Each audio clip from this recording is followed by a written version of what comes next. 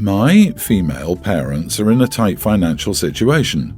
Only my father receives a pension and they cannot work anymore, so I gave them my credit card, which has a high limit for them to buy what they want without having to keep asking.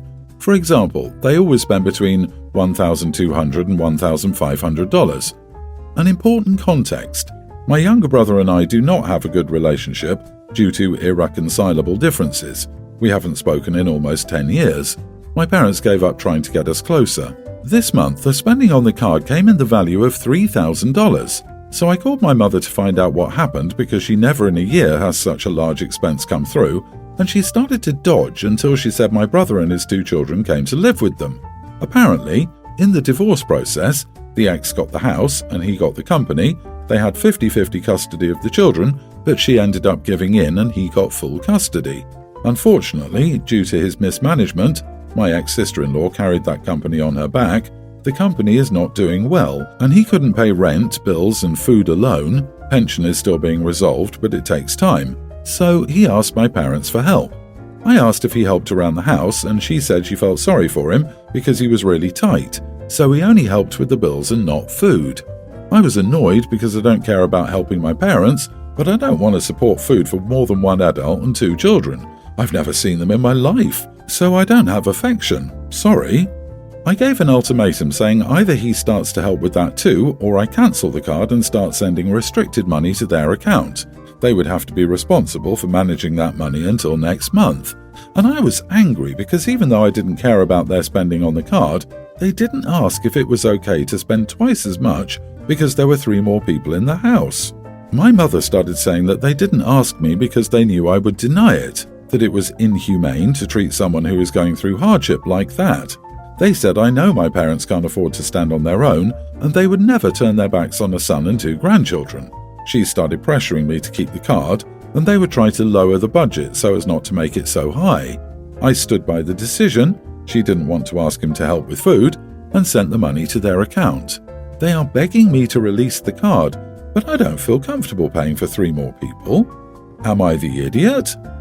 Not the idiot. Your mother is acting entitled, manipulative, and toxic. You've been extremely kind, and all of them are taking advantage of you. If your mother and father had the bare minimum of respect for you, they should have called you to ask if it was okay. They didn't. That they are now trying to manipulate you into continuing is simply inexcusable. If I were you, I would turn off that card immediately, and then I would think about whether or not to send a fixed monthly amount. I was considering saying you should be less hardline about the children, but then I realized, why should you be the one supporting children who have 2 parents who should be capable of supporting them? Honestly, if your brother is living with them, it's his turn to support your parents, and if your brother is helping with bills, then the household expenses should be stable or reduced, but instead they are at least doubled, which means they're lying to you about that too. Exactly, brother is not out of work. Even though his living situation is temporarily resolved, childcare is now between him and his parents versus him and his spouse before. OP, they'll continue to gaslight you until you give in to give them money. Why would you want to support him and his children you've never met? They're being manipulative, so cut them off and see what happens then. The audacity of them. Isn't it great how people take everything for granted nowadays? You want to help your parents because they're struggling, and then they invite 3 more people to live off your money without even asking you, and when you dare to say something about it, you're the villain. And although I think it's great that even though they stole money from you, you still want to help them, do you realize that they will still maintain your brother and his kids? They will short themselves to feed your brother and his offspring. This is called digging your own grave. If they want to keep digging, let them. As long as they keep supporting their son and grandkids, that son will keep letting them.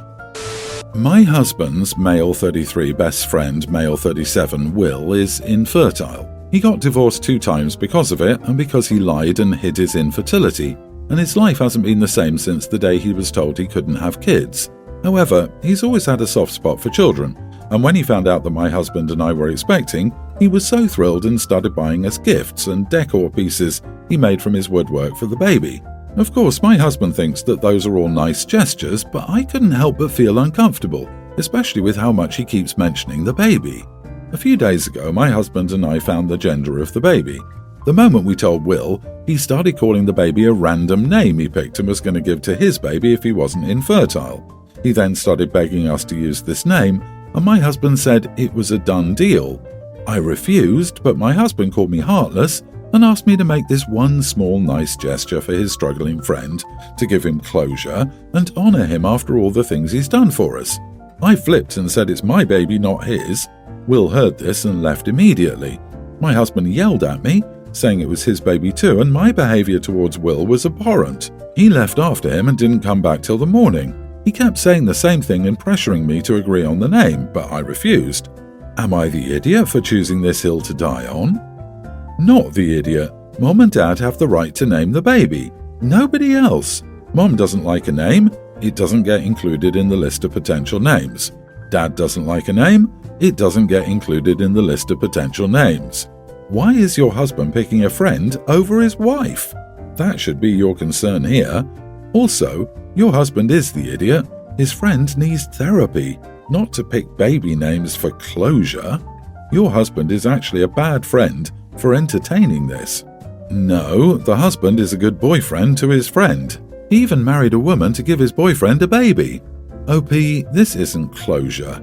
This would be the beginning of an unhealthy attachment to a child that isn't his. It sounds like he's already attached since he's trying to name the child. Will needs therapy at the very least to deal with his baby fever. It's not normal or okay for anyone to knowingly lie about their fertility issues to not one but two marriage partners while looking to build a family. Like some women, some men need a bit of assistance in that regard. He's infertile, not sterile. There's a huge difference. For goodness sake, I wouldn't divorce someone who couldn't physically have kids. There are countless options to build a family, but I would divorce a lying liar who lies. I'd honestly consider rethinking this marriage. It sounds like 3 people in this marriage by the way your husband is with Will.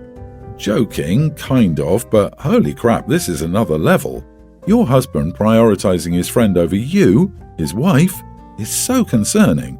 Not the idiot in the slightest bit. Also, make sure every nurse in the hospital when you give birth knows that the birth certificate doesn't get within 10 feet of your husband. I would also add an alert that the friend is not allowed to be alone with the baby, ever. I'm assuming your husband is in love with Will and they plan to run off together with your child. Please update. I, 20 female, have developed some fainting issues and weakness in my legs, making it difficult to get around without assistance.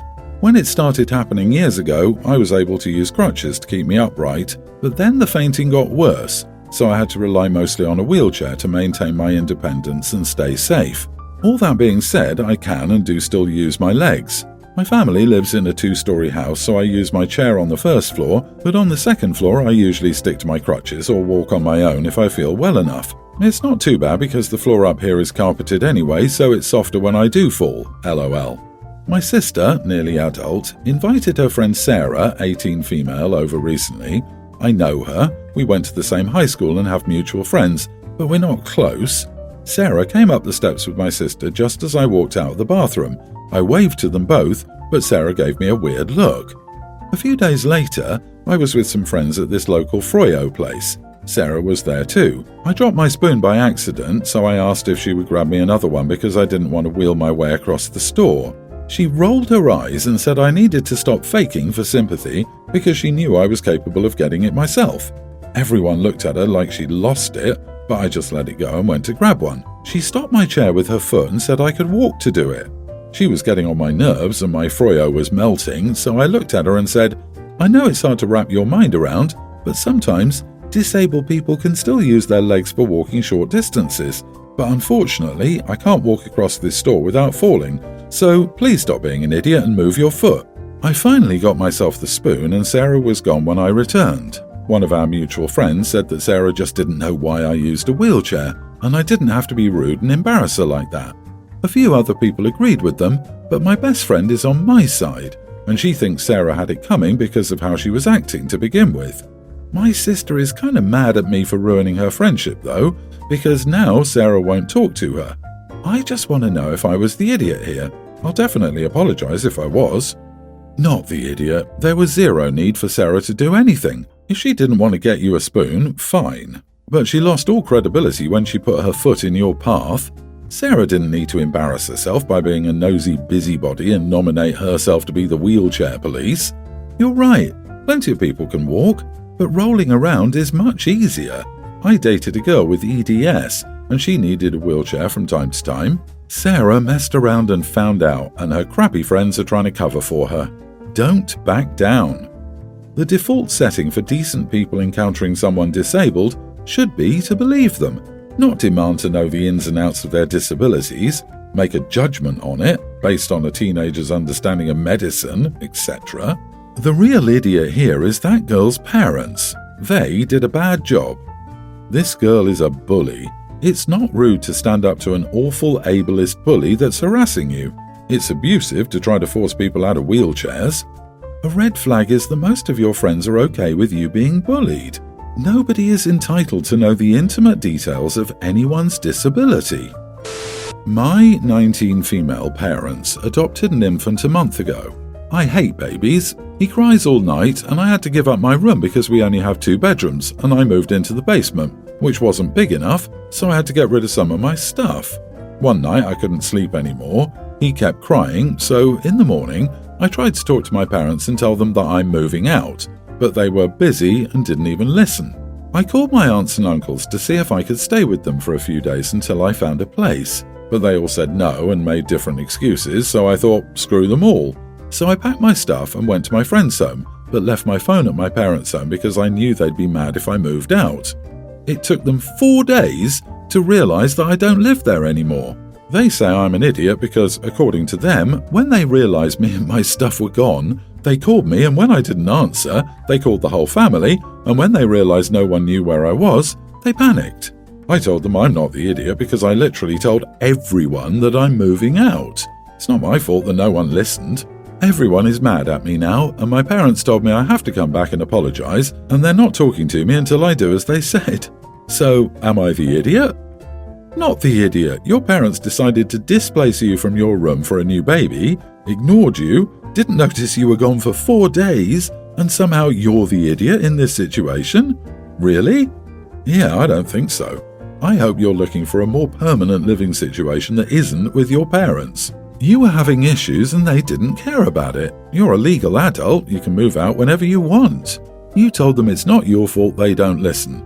They're probably mad they lost their free live-in babysitter who lived in a basement. Wow, Mom and Dad's attention shifts for 1 month and you can't handle it. You ran away. I did the same thing when I was 5. You are the idiot, OP. Listen, I don't know what your entire situation is. You may or may not have thought of all these things. It's time to think of things beyond yourself. Yes, it sucks. All the attention is on the baby. Your parents are overwhelmed. Has it been 19 years since they had a baby? They love you. I'm pretty sure they will want to sit and talk it out. Go home. My sister, 21 female, came to stay with me recently because she had a job interview in my city. She was here for 2.5 days, and according to what she told my parents, I treated her abysmally. On day 1, I picked her up from the airport on my lunch break and dropped her off at my place. I was in a hurry to get back to work. My boss said I could take a long lunch because it was a one-off, but I didn't want to push it, and I told her I'd see her after work. When I got home, my sister said she was starving. There was food at the house, so I suggested we go get curry. On day 2, I made eggs and toast for breakfast. I had to go to work and said I would see her later and good luck with her interview. When I got home from work, she again claimed extreme hunger. I asked if she wanted to grab a bite and then go out since I didn't need to work the next day. She liked that idea, but she seemed in a funk after we ate and came back early. The next day she had a late flight, so I assumed she'd want to sleep in, and I also slept in. When I got up, she was in my living room with a mug of tea, looking annoyed. I asked if she wanted some breakfast, and she said, "Bit late for breakfast, don't you think?" It was around 11 a.m. I said I was making eggs, and she could have some if she wanted. She said it was almost lunchtime. I said there was sandwich stuff in the kitchen. At this point, my sister got angry and said I hadn't taken her out to eat or made her one nice meal the entire time, and it was so rude and inconsiderate. She asked how she was supposed to live on eggs and curry. I asked her why she didn't order stuff for lunch when I was at work or make something in the kitchen. She called me an idiot and left, saying she didn't need a ride to the airport. Apparently, After she left, she called my parents crying and they paid for her Uber to the airport. My mom was frustrated with me and asked why I didn't take care of my sister. She said if money was an issue, she could have reimbursed me. I don't understand what's wrong with eggs for breakfast, first of all. Second, I don't know why my sister didn't just say what she wanted from the outset. Third, my mom said there is a certain way guests should be treated, and it's rude for a guest to ask, but also rude for a host not to provide. Is that true? Not the idiot. Sisters aren't guests. Especially if you have to work, sisters are, "Hey, glad you're here, help yourself to whatever you need, I'll see you later." Your sister is a brat, and your mom is enabling her. She isn't a guest, she's family, and she invited herself to stay at your apartment as a free place to stay for an interview. You took time off from work, made her breakfast, and went out to eat. If she's old enough to have an interview for a job, she's old enough to demonstrate a little independence rather than expecting to be catered to. If I'm staying with my sister and she's working, I cook her dinner, and some extra to put in her freezer for later, and I pay for the shopping. Sister needs to learn how to be a good guest, or she won't be welcome back. I'm betting that your sister is used to everyone, aka Mummy Dearest, pandering to her and entertaining her. Her expectations were completely out of whack with reality. You are not an all-inclusive resort, and that's on her, not you. She thought you would just drop everything and cater to her every whim. And she didn't even communicate that expectation to you. She is high maintenance. Does she really think she can get and hold a job if she cannot make herself a sandwich? You have been very accommodating. You picked her up, got her food, and offered to cook for her. What more does she want? As a guest in your place, staying with you because she needed to, she should have been the one offering to cook for you as a thank you. P.S. If she gets the job in your city, do not let her room with you.